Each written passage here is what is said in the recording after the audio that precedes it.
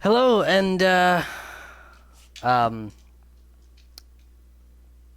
wow, line. Okay, Hey, we're live. This is gonna and go awesome. yeah, right. I am here with Dirty Paws. yeah, thank you. My My name. channel will be linked down below. Yes. Um, as you know, I am CyberFennec, of course, and obviously we're doing something different today. I am starting to get into Eurorack modular synthesis. Now, would you care to explain what that is, or? Sure. So, modular synthesis is taking the idea of an electronic music synthesizer where you would normally have all the flow from creating the sound to outputting the sound in one machine, and you're dividing it up into individual modules, and they all get patched together using control voltage signals from one module to the next, which gives you way more control than you would if you had like a classic Moog synthesizer where everything is all there for you. It also allows you to do some really freaky and not logical things, including making machines that play themselves, Yes. Yes. which is kind of what you want to do. Yes. It's called what is it? Generative ambience music, or something yeah. like that. Anyways, what I have here today is the Nifty Bundle, which includes a case, a couple of modules, some cables, and yeah. And, well, we'll get to that when we get into it. And then Oh, these. as some of them fall on one's the gone. floor. Oh. Can you grab that? Thank you. Yeah. I also got some DIY kit modules as well. And I'll be building those on my channel, and then he'll be using them in this kit off and on. Yeah. We got what looks to be a, I don't know, where is the camera? Okay. Yeah, that's fine if you're facing it. Is a contact microphone, which this little engraving here is the microphone as far The as I microphone sits on the back of that. But that okay. engraving is deep and has texture, so you can take like a guitar pick or your fingernail Hmm. and run it across it. And so a contact microphone is kind of like what's in like an acoustic guitar. It picks up the vibrations of the body. So you can create some interesting things by feeding that in, and it can also take a microphone in. So we Yeah, it does mix have a external sound sources into it. mic in right there. Yeah, that's cool. We also got a passive multiplier. Just chunked that into the drawer. Yeah. All right. Deposited for later. Which is basically takes one signal and just turns it into what, 3 or 4 duplicates. Yeah, Right. that's really useful for when Yeah. when the cable spaghetti starts really getting heavy. Yeah. You need one module to control multiple modules. Right. And so where's the? I don't know where it is. So yeah. And we got the. I feel like it's a bank box.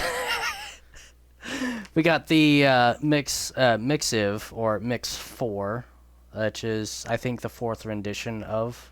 No, it's 4 channels. Okay, 4 channels. But yeah, it's a 4-channel mixer. As you can see, it's really small. But I mean, it's a mixer. What do you really need? You need volume knobs, and that's about it. Now, the difference between a mixer like you would normally use for audio and a mixer that you use in modular synthesis is you're not always necessarily mixing audio with it.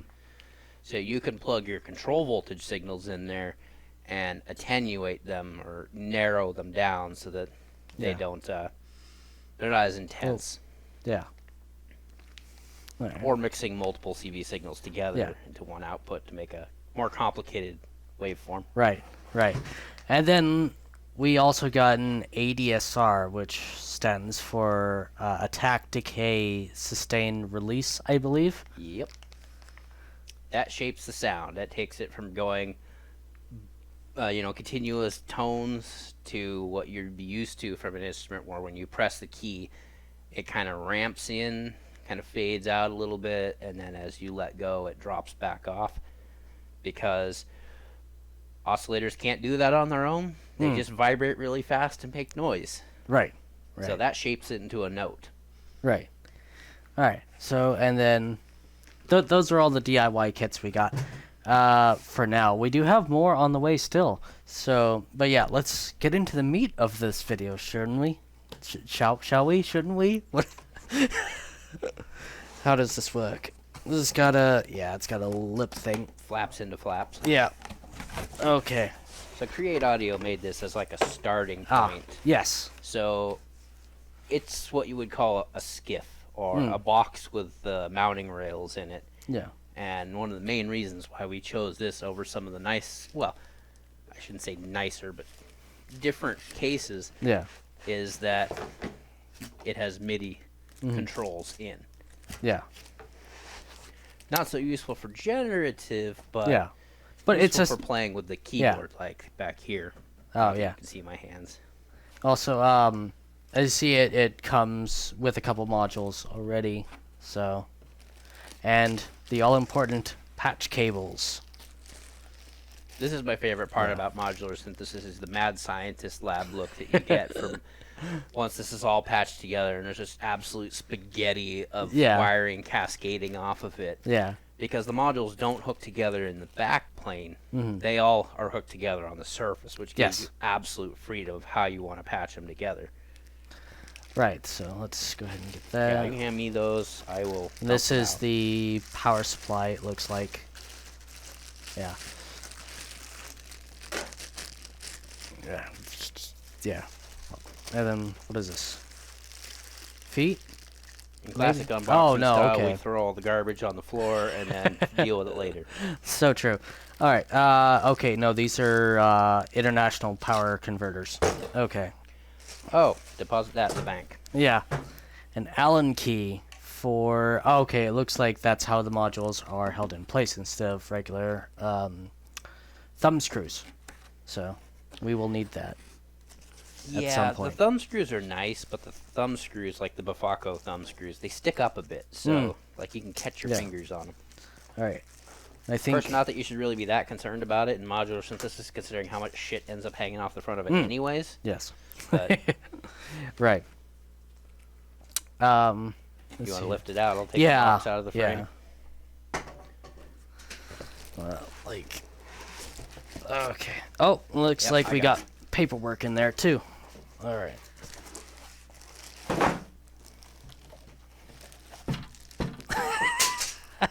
Okay, that wasn't supposed to go with that, but.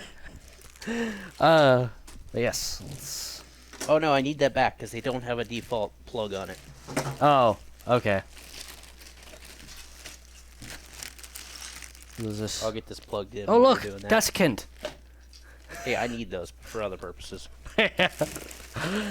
Okay. That's.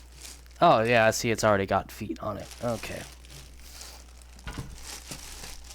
But yeah, one of the reasons we were looking at this case specifically is because if I turn it around here, it has MIDI jacks right here, which we can plug into the keyboard up there.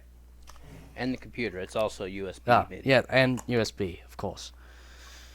And we have an audio out, it looks like. 1/4-inch phone line, or phone jack even. Yeah. And then, as I understand it, these jacks up here in the case are to the built-in MIDI, right? Yep. Okay. And the here's your output here, looks like. So assuming that people watching this don't know what the difference is between MIDI and CV control. Yeah. MIDI is a system that's been around since the 70s, and it's basically kind of like sending sheet music continuously over a serial connection. Whereas the modular synthesis uses what's called control voltage, where you can range anywhere from -12 to +12, and it's the equivalent of turning one of the knobs. So if we were at center, it would be at 0. We went all the way down, -12, all the way up, +12. And so you can jack devices together to take place of turning the knobs, and also gates and stuff. So the device in here converts MIDI to CV and gate controls to control the modules. Yeah. So I think. They give you the power. Oh, power. Is it plugged in? Yeah. Okay, cool. Oh, hey. Where'd that power strip come from? The abyss in the other room. Alright, okay, there it is. Alright. Okay, so, oh, right, and this is the phone out. Okay, we should have... Sorry for that. They make a nice pop. Sort of. Alright. Alright, so... And we should say, we've never done this before. Yeah, like, this is our introduction. Like... We've played a little bit with some virtual versions of this, but it's not the same thing. Yeah, it's, So, how do we start? Well, I suppose the first thing we should do is explain what these two modules are. Oh, also, let's show.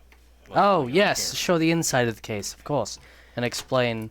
So these are just filler plates. The modules that we'll be building will be going in here. Yeah. Yeah, because underneath these plates is like a ribbon cable that you could power your modules off of. And it's like a standardized power for its... Oh, of course, I pulled it from the end. It's going into, but... Yeah. But as you see here, it's got a ribbon in there where you could power the modules off of. And standard is that you have positive 12 volt, negative 12 volt, and typically 5 volt running through that. But that is also why you pay attention to this pink line right on the edge here. Yeah, because a lot of modules won't let you plug them in backwards, but some will. Yeah, and that's how you blow things up.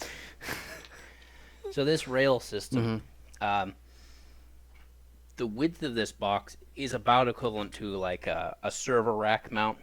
I think we determined that if we put ears on this, we could mount it in the server rack. So the height of these modules is considered to be 3U, right, or the equivalent of 3 rows in a standard server rack. So you can actually buy cases that drop these into server racks if you wanted to build big setups. Yeah. All right. Now, so I suppose. So does this have a volume control on its own? Or? It does not, actually. Oh, okay. So this is... Some people complained about this in the case. Depends on how you look at it. But these are outputs that run to here. And it's mono. Oh, okay, yeah. And you can plug 2 things in here, and they're just passively mixed. There's no control over it. Okay. The idea being that you would use mixers and stuff in between. Yeah. Okay. So, I guess. So. Oh, yes. Oh, you want me? Yeah, go ahead. Okay.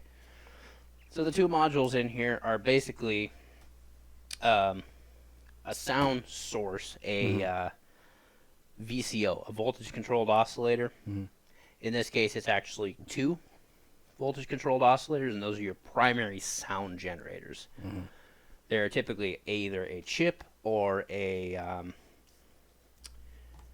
I'm going to get this wrong now. They're a type of transistor that can be vibrated really quickly, and that starts to generate the tone, and you have control over it. The third function here is an LFO. That's basically a really, really slow one that you use it to alter these. Yeah. This is a sequencer. It doesn't look like a normal sequencer because it's not. Yeah. It's several kind of different weird. things. Yeah, it's several different things. So as a sequencer, it can run one of 2 directions or a mix of directions, which is what makes it a little weird. Yeah. And then you can actually set the tone of each one of the cells so that it can, play scales or whatever. And if I remember correctly, this is could also be used as a keyboard, right? Yeah. Yeah. You have these are like touch capacitive or something. Yeah, I think so. Okay. I'm not actually sure. Are these aluminum or are these circuit boards? I don't know. Hard to tell. Some modules use aluminum plates for the top. Some Mhm. use circuit boards. I think the circuit boards are becoming a little more common Yeah. because you can do touch-sensitive stuff. Right. So yeah, the name of these modules are the chips for the oscillator stuff, and then the cells, probably coming from the honeycomb structure here of the sequencer slash keyboard slash whatever. Oh yeah, something that I guess we should Yeah. note is that this is Yeah. this module is based off of a chip that would have been in like game systems or early computers, where it's very 8-bitty, very gritty. Yeah. It's It- not necessarily the most musical thing, Yeah. but it's very noisy. Yeah, it's more of a chiptune module. Yeah. Yes. It may not be everybody's cup of tea. Yeah. So I should probably turn it on. Yeah. Yeah. Oh, we have lights. Okay, that's our power light, I guess. And that is step 1 of the sequencer, I'm assuming. Yeah. Okay, so what links do we have here? Prepare Okay. for us to make horrible sounds. Yes. Okay, so if we go... Okay, so that is... If we just go, say, probably... How does this work? Out? Right? Out of chip 1. Okay. Yeah, you're going to want the out to go Yeah, to the audio say... out source. Yeah, so we should have right there, which, yeah, let me lower that volume real quick. Oh, we can do that manually. Oh, Here, we can. Oh, right, I forgot we have a mixer down there. try that again. There we go. Is that good? Yeah, that's good right there, I think. Maybe down a little bit more.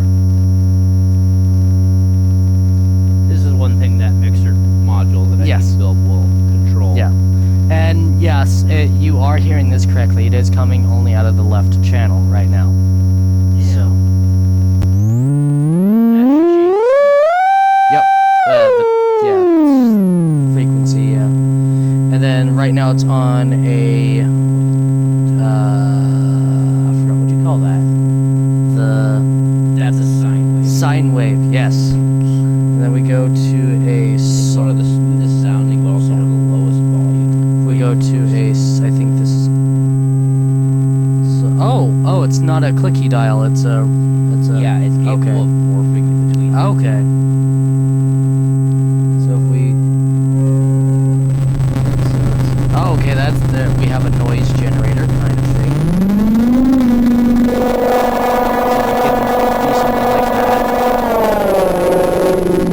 This knob over here is controlling the wave control. Yeah. The sine wave is smoothed up down. Sawtooth quickly snaps from one to the next. Alright. Square wave is a little different because you actually have pulse width modulation. Now, That's not something we want to get into right now. so to demonstrate the LFO, or the low frequency oscillator, we would probably go out 1 into, let's say, the tune here. And the LFO stuff is down here, which, let's put that on a square wave. You hear the, I don't know, noise. Stuff is happening. I can't hear any of this. Oh, yeah, sorry. I'm the only one with headphones on right now. So, but yeah, it's... Oh, okay, I see. That's the... Okay, I don't know. Okay. Like I said, I have no idea what any of the stuff does. It's... That's kind of the fun of it, though. Yeah, that's It's a the fun continuous thing. learning process. Yeah. The video I was Okay. watching earlier made a really, really good point. He was showing his current system, and he made the point that one of the things about modular synthesis is it's not permanent.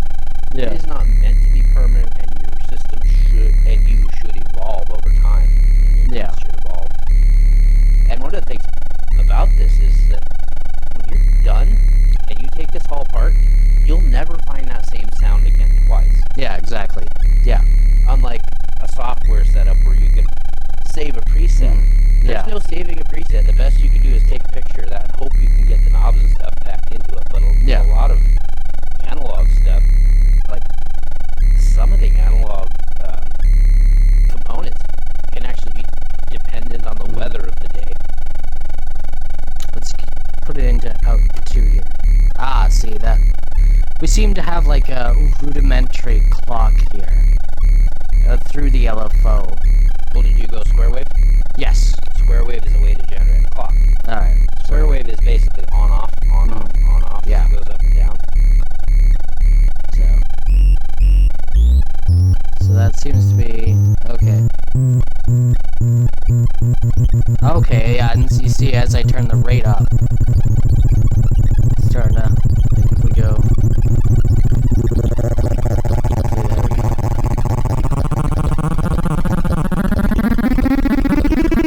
okay, there we go. See, it's starting to, I don't know, it's making noise, it's doing stuff. I kind of wish we had found a headphone solution for Sullivan here. Another thing we can do is two outputs on the LFO. We can go take the other output into the filter. Right, that's right, we can. Forgot about that. Yeah. I have no idea what that just created. The lights changed. Yeah. It's, I don't know, it's a thing that does stuff.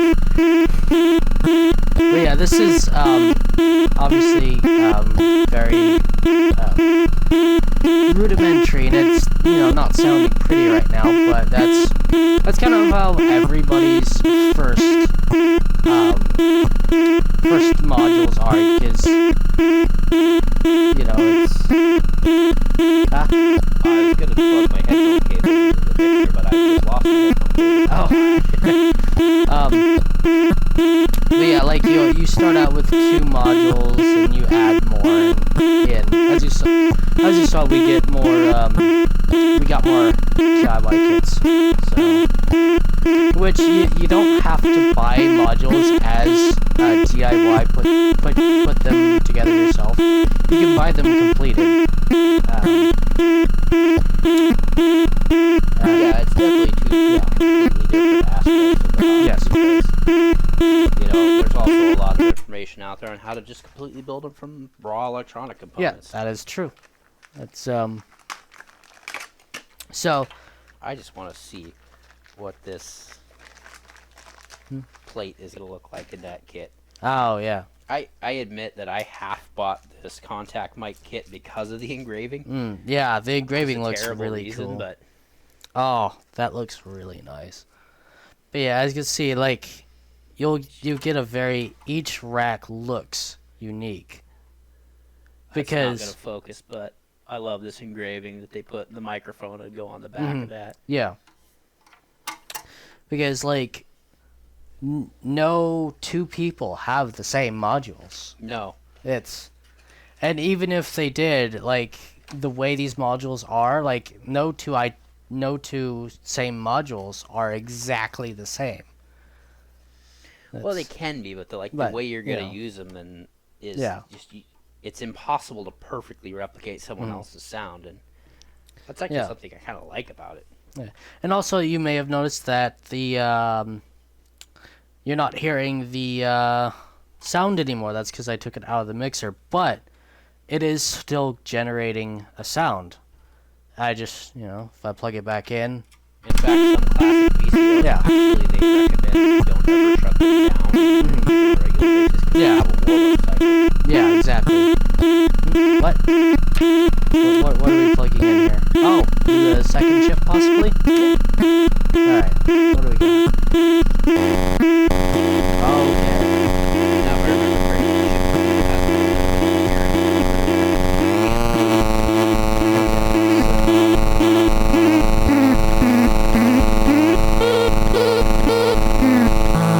Let's see what we got. you'll be able to mic. Oh, yeah.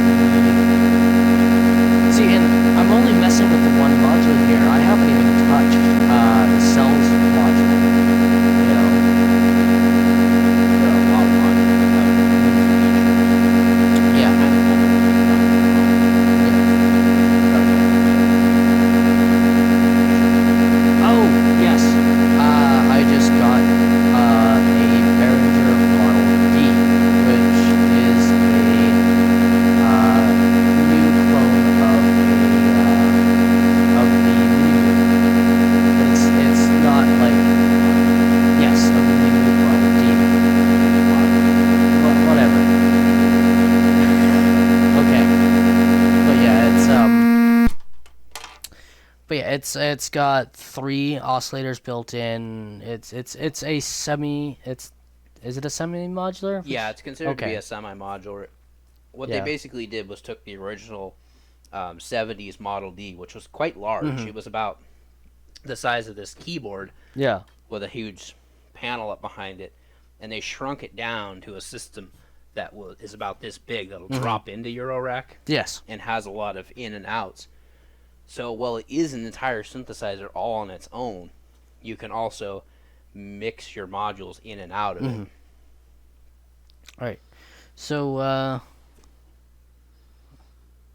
Just play with cells and see what it yeah, does. It's weird. let's see what we got here. Let's actually, what did chip 2 sound like on its own? Okay, so it's got a lower tone than chip 1 it sounds like. So, oh, yeah. And I guess clean up your wires, I guess. I don't know.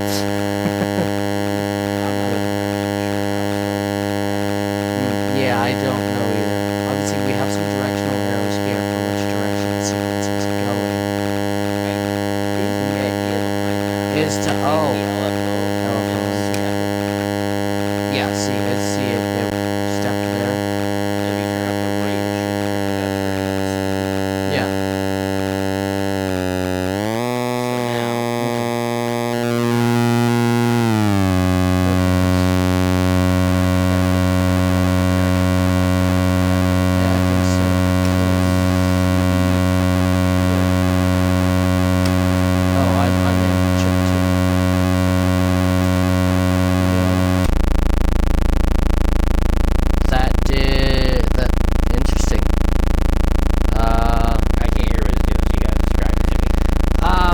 That turned into kind of it sounds like a kind of a fast LFO.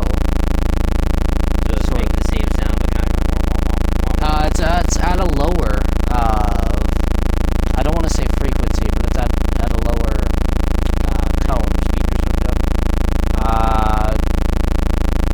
They are, but they're unplugged from the wall. So What you probably need to do is let's probably. these steps. So let's stop the sequencer. Oh, okay, so Wrong one. And ideally, you hold and then turn that knob and change the pitch. okay. Yes. See, now you Okay. can use the keyboard too. Yeah. So if I do here, so Hold tune. tune and then twist the knob until you get the sound you want. Okay. And that's basically like kind of like setting your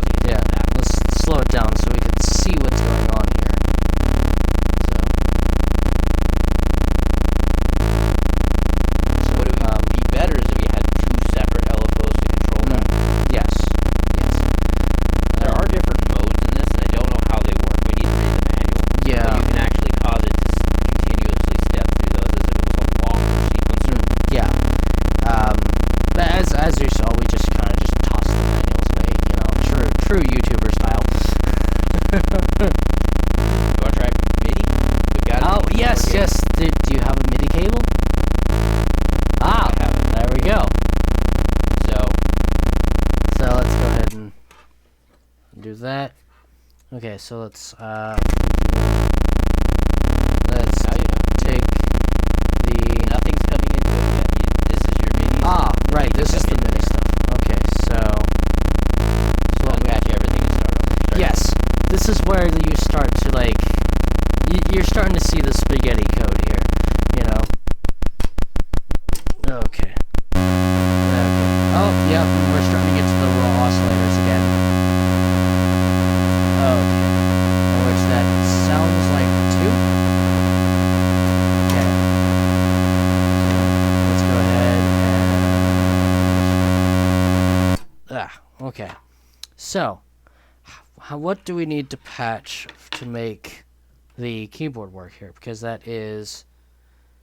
So what is the individual keys do? Is that CV? So the way this works is it converts it to 1 volt per octave, or half volt per octave. I don't remember which, but each key going up the step is going to step the voltage up. Okay, so that would be CV then. Yeah. Okay, so CV1. So if you go CV1 to tune. Yeah, tune on chip 1. There we go. And if I press a key here. Nope. No? You're missing a step. Oh, I am. The output. Forgetting cables is going to be just a constant thing. Yeah. So now if we go, see, I changed the tone of it by pressing a key here. Now, we can. Now, gate is how we would get it to stop in between. Yes. We don't really have anything to control that. Let's go ahead. Go to the lowest note here and see. See, we can kind of go actually really deep here.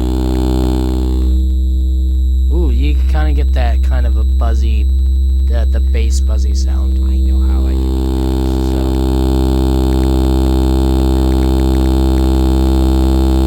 Oh, you're gonna load up the Twitch page? Yeah. Okay. Oh yeah, you could probably also check the audio levels. Okay.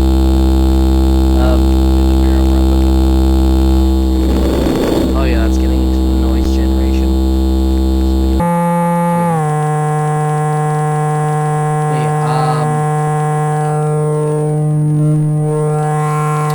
So what does the filter do here? I'm honestly not 100% clear what the filter is in this one. Okay, because that's. Did it make a change while you were asleep? Yeah, it's I want to say like It might be a low pass. Yeah, it sounds like a cutoff of some sort. Yeah. So one thing we could do is let's plug that back Yeah. in. I do believe this runs double. Yes. Two runs Yeah. double fast. Now, when you flip the knob, you have your bass. Yeah. I can't hear it. Is it open and closed? Yes. Yeah, it is. So, So now it should. and then I can change the depth of the outro to where it's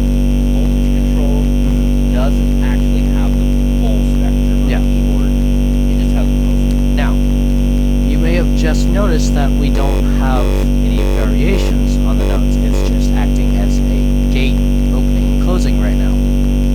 So what we do is we grab the control voltage from that and throw it into... I need a longer cable. Yeah. We go to that. We have more cables coming. Yes, we have more cables on the way, and we throw it into... well, the gate is going into the filter. Is that right? I don't know how this works. The CV, I kind of want to go into tune, though. And then the output of this into the CV of that. Right? Try it. Okay, let's try it. Okay, so with the CV of this going into the tune, yeah, we have our notes back. Okay, so, and then we go from the output of the chips module, or the first oscillator here, will go into the control voltage of the cells, I think. Is that right? I don't know. So I am a little confused on here on like where is the output of the cells module, because there's no out. Well, that would be the out. Oh, that would be the out. Okay. Yeah, you kind of went out. So that needs to go to here. Okay. Does it? Yeah. Okay. So go there to there. Okay. And you should start hearing the sequence as soon as you plug it in. No. Oh, and oh, that's because we don't have any audio here. Or do we go gate here? Here. There? Yeah. Onto the chips? Okay. Yeah. Okay, so how do I then...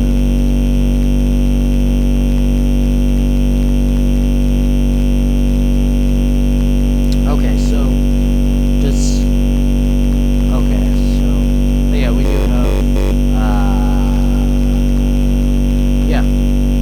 This is where, like, again, this is my first, what, half hour or so with this little Skiff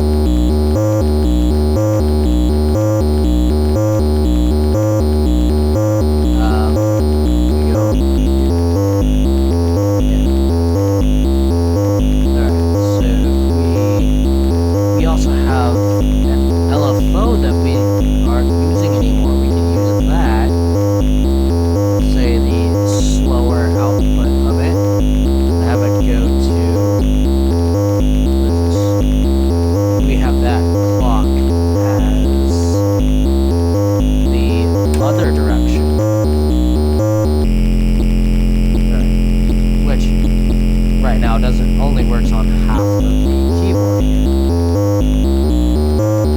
So, which we can. Okay, I can hear it now. Even though I'm listening to it, I'm listening to the stream. Okay, yeah. But yeah, we can just grab these.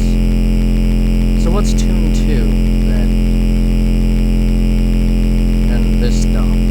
It's for, so this is going that direction.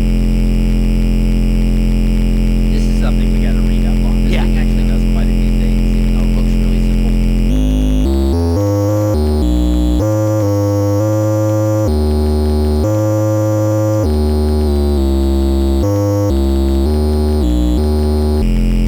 Alright, so let's just throw that down there. Let's just throw some notes in here.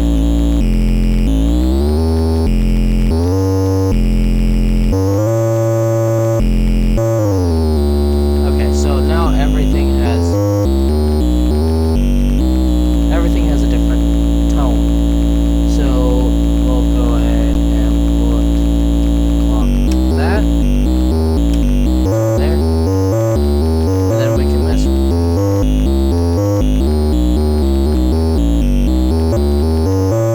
So we have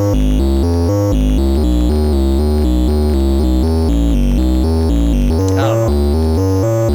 It's a thing.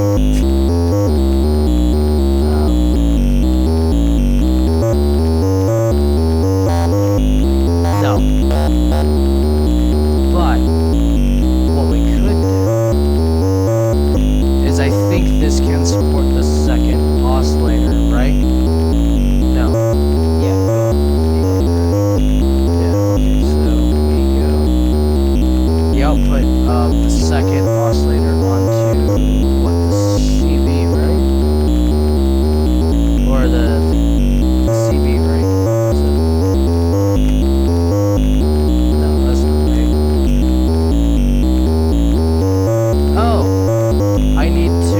I'm 100% sure that this stereo splitter might actually work. Okay, so what do I want to do with that? I don't know. As you see, we've already basically run out of cables already. So I need to replace this clock with this cable here, and then so we can get the second.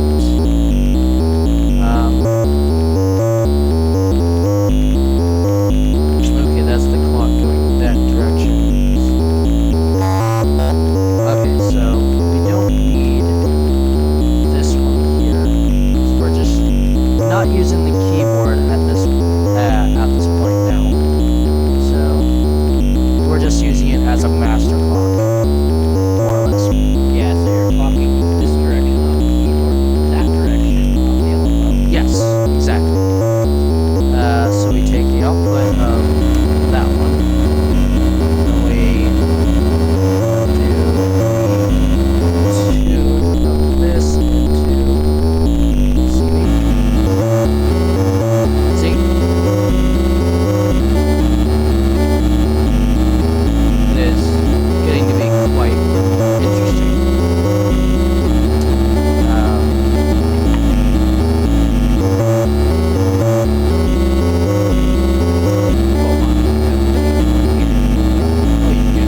Yes. Yeah. But that last one.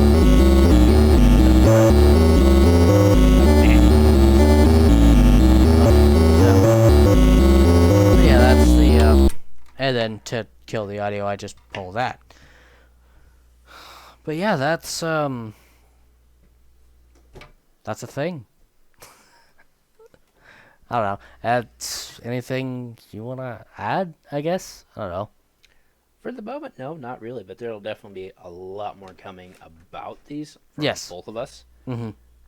Because we've got some long-term plans and Yeah. a target for what we want to do with this type of stuff. Yes. This was just a really, really good starting point because the price of this was almost less than buying a generic box and just the MIDI control. So these were more or less free buying this as a kid. Yeah. So, actually, taking a small tangent off of that, this only costs like $290, $300 after shipping, which I know sounds like a lot, but if you were to piece everything out, each module is about $70 to $100 a piece. Plus, and it would be about the same for the MIDI control. Yeah, plus another module for the MIDI, so there's your $300 there, plus about $150 for a Skiff. So yeah, it's a good starter case. Even if you replace all the modules, it's. Yeah, it's like the difference between this case with and without those two modules is $30. Mm-hmm. So yeah. Why not? Yeah, you're getting the modules for free. It's. But yeah, that's about it. I know this is something different. Something that a hobby that I'm wanting to get into. I've always kind of wanted to, get involved in the music scene at some point, but I'm not very instrument inclined.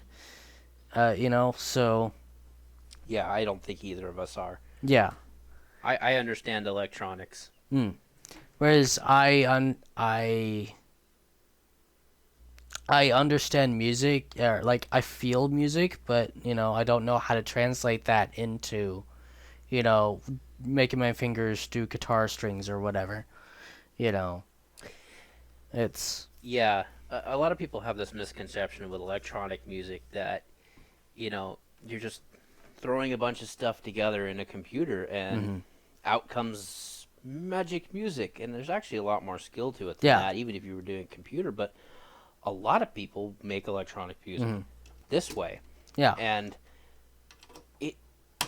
it's like any instrument, it is kind of a crazy skill that continuously evolves. Something I've heard about a kind of a comparison to this is that you don't necessarily play a modular synthesis system so much as you guide it. You guide it and you help it make the decisions that will come out well. That's true.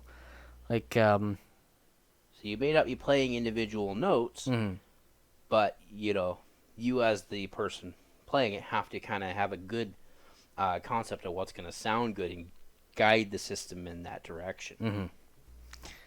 But yeah, like I said, this is a new hobby I'm getting into. It's, I needed something away from the computer, something a little more,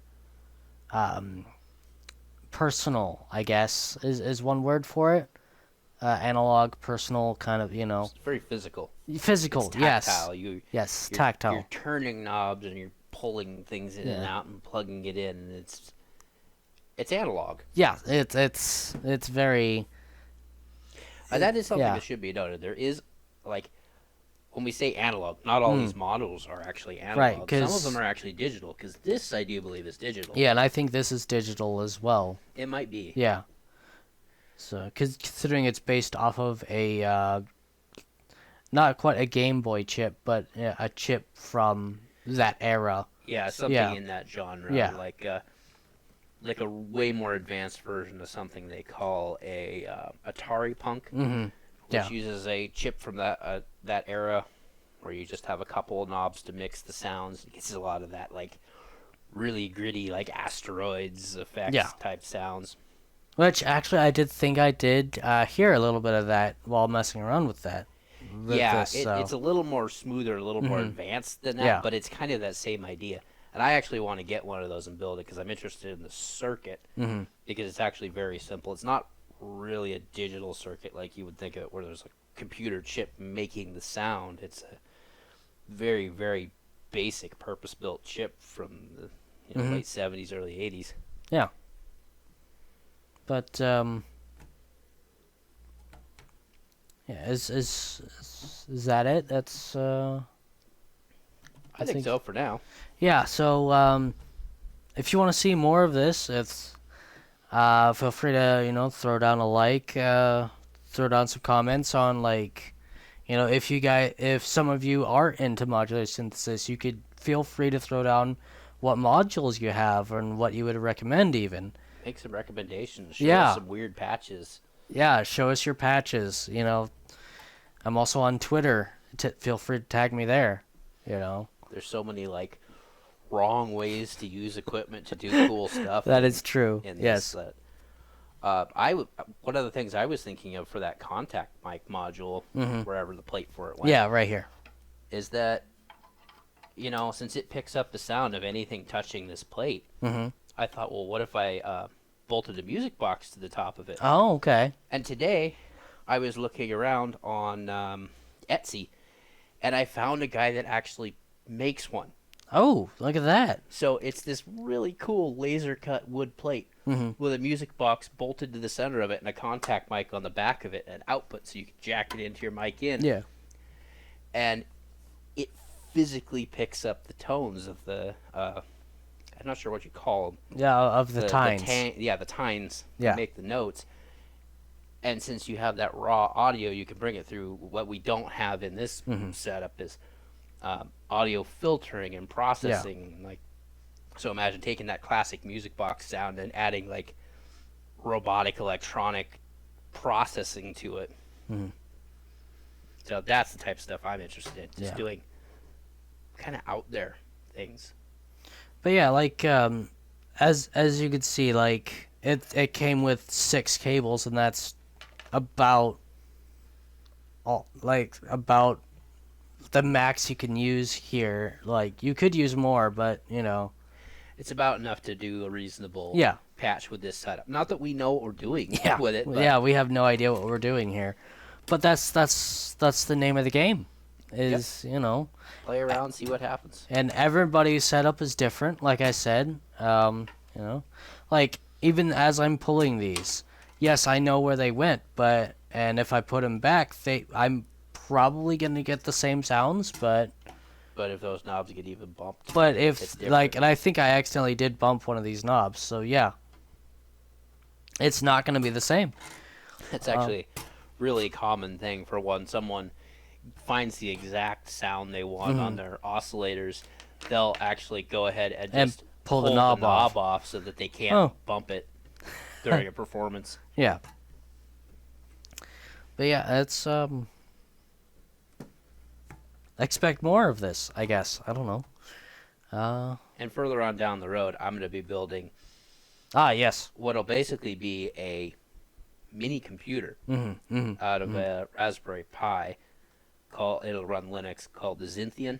Yeah. And it is a digital synthesizer that I'm going to rework to fit in about the same as one of these filler panels. In fact, I may convert one of these filler panels to its faceplate. Yeah. Where it'll actually have a little screen and 4 knobs. Oh, that's cool. You'll be able to go through. You'll be able to use it for, more complex digital synthesis or filters, or you can do all of the above. Where is it? It can be as digital or as analog as you want it to be. It's an interesting hobby. Expensive hobby. Yeah, very no way expensive. around that. Even building modules yourself, it's still an expensive hobby. Like I said, each module, buying it completed, not as a kit, is about can start at $70 and go all the way up to $500-$600. Oh yeah, there's quite a few modules out there in the $600 range. Yeah, especially when you start getting into the drum stuff as well. Those modules are they command that high price. And that's a cool thing about this too, that you could go any direction you wanted with this. This could be like 80s synthwave sounds out of this, or this could do nothing but drums. Yeah, nothing but drums. You could not even have it as modular synthesis at all, but more have it as just filters for processing other instruments. Yeah. Pure audio processing. Yeah, one you into could. The other. Yeah, you can not even have any of this and have just you what are called utility modules, is like your passive multiplier and your mixers, and you know, it's. But yeah, we're rambling again, but that's okay. I mean, that's, you know, it's. That's kind of the name of this hobby, though, is to just do it. Don't plan it, just do it and see what happens. Exactly, and it's. Yes, watching some of the YouTube videos I've come across, I'm like, ooh, I want to be able to do that. Okay, what are they doing, and how are they doing that? What kind of modules are they using? And that's actually something that's we should probably point out, is that you're not limited to this box. Yeah. You can have 50 of these boxes, or you can have a huge wall, and everything can just patch across from one to the next, and it doesn't matter. Mm-hmm. Yeah. Deadmau5 has 2 entire walls of his studio that are floor to ceiling of this modules. Yeah. And then on one of his other walls, he has a different, the older, larger module system as well. Yeah. I can't even imagine what that room looks like when he's into a full patch. I mean, it's God, like the spaghetti code there. Web with cables going from one side of the room to the other. But yeah, that's I think that's it. Yeah. Sounds good. Want to wrap it up? Yeah. But yeah, like I said, feel free to throw a comment down below. Throw a like for the YouTube algorithm, of course. But yeah, this is my new hobby. It's don't worry, the gaming videos aren't going away. I'm still doing those. I needed something away from the computer, like I said, and it's, you know, I needed something that wasn't like, because right now I have an all-in-one computer desk solution.